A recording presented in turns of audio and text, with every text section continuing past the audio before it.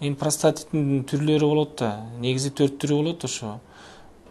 Жана өткүл бактериалдык простатит, жана өнөкөт бактериалдык простатит, анан өнөкөт абактериалдык простатит деген бар. И симптом жок простатит деп коет. Ошонун түрүнө карата дарылаш керек. Эң катуу дарыланган түрү ошо 3-үчү түрү. Өнөкөт абактериалдык простатит. Ал азыркы заманда көп кезигет адамдардын, эркек адамдардын арасында.